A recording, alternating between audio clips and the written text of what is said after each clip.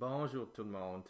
Aujourd'hui, je vais vous montrer les mécanismes réactionnels et je vais te montrer deux exemples ici qui sont sur la page 48 dans vos notes et les réponses sont présentes sur page 61 sur votre fichier Google Slides.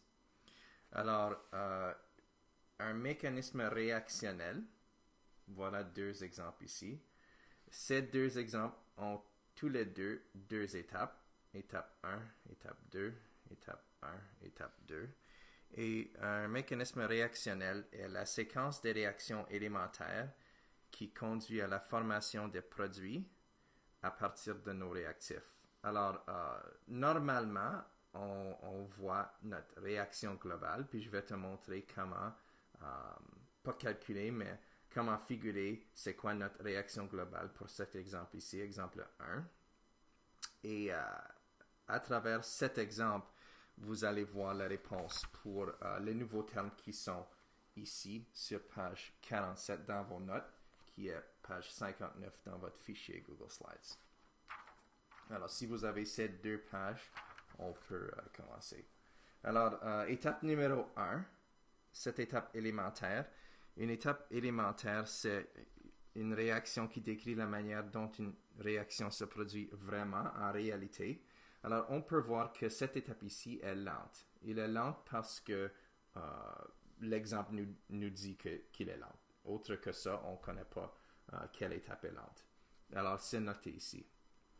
Si on veut écrire la réaction globale, ce qu'on fait, similaire que qu'est-ce qu'on fait avec les demi-réactions dans l'électrochimie, on doit annuler ce qui apparaît à gauche et à droite dans les deux réactions. Si on ne peut pas faire ça, on les additionne. Alors, on additionne les deux étapes élémentaires.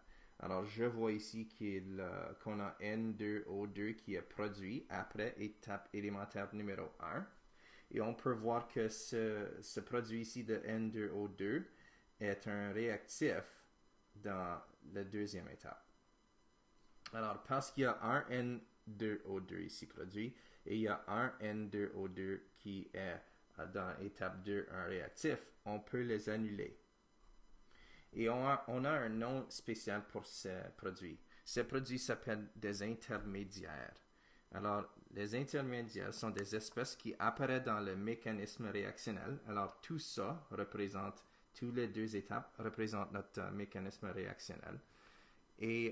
Mais nos produits ici, parce qu'ils s'annulent, ils ne sont pas dans notre réaction globale. Alors, si on regarde et on considère seulement la réaction globale, on ne peut pas voir que N2O2 était produit. Alors, pour cette raison, ils sont appelés des intermédiaires. Autre que ça, je vois rien d'autre qui peut s'annuler. Alors, à gauche, on a deux molécules de NO. On a un seul molécule de O2 qui produit un seul produit qui est 2NO2. L'équation est balancée. On a 2 azote, 2 O plus un autre 2O, parce que c'est sous-entendu qu'il y a un 1 là. Alors, 4O, 2 fois 2, 4O sur les deux côtés. Alors, tout est équilibré. Alors, ça, c'est notre réaction globale. Je vais faire notre deuxième exemple ici. Réaction 1, réaction 2. Alors, encore, il y a deux étapes élémentaires. Ici, on a H2O2, peroxyde d'hydrogène, avec I-, l'iodure, et on produit H2O et IO-1. On peut voir dans la deuxième étape, qui est réaction 2, que IO est la même. Alors, on peut l'annuler parce qu'il représente notre intermédiaire.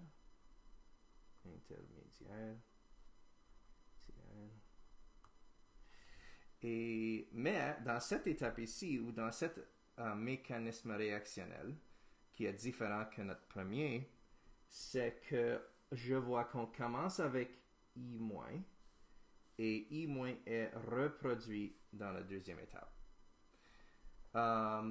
Parce qu'il apparaît comme réactif et produit, on peut l'annuler encore, mais pour une différente raison, on peut l'annuler.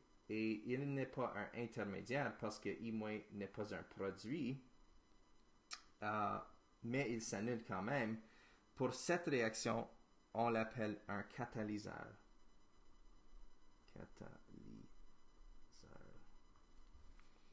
Et maintenant, on peut additionner les deux pour obtenir notre réaction globale.